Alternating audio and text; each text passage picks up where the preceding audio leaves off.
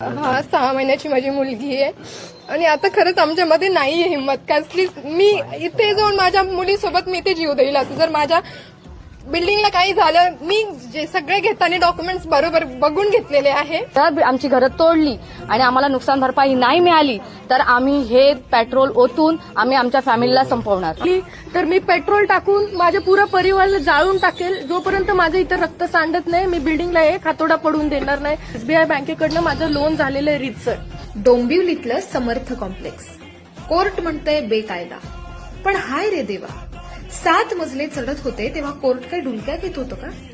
महानगरपालिकेचे अधिकारी बदली होऊन पैसे खिशात टाकत होते आणि इमारत सरळ डोक्यावर चढत होती. आज म्हणे तोडायला आलेत, पण त्यावेळी मजुरी कुणी दिली, सह्या कुणी केल्या? आणि डोंबिवली महानगरपालिका डोळे झाकून बसलेले अधिकारी आता कुठे गायब झालेत?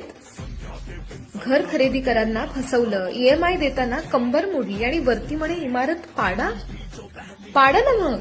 आधी भ्रष्ट अधिकाऱ्यांचे बंगले, मग बोला कायद्याची भाषा. सवाल अगदी सोपा आहे. इमारत पाडणं सोपं आहे, पण भ्रष्टाचार पाडायची हिंमत आहे का? आणि हो, तुमच्या संतापाकडे सरकार दुर्लक्ष करत असेल तर स्वतःचा जीव देण्यापेक्षा ज्यांनी तुम्हाला फसवलं आणि या निष्क्रिय सरकारचा जीव घ्या आणि मतदान करताना कधीच या सरकारला करू नका. स्पष्ट मत.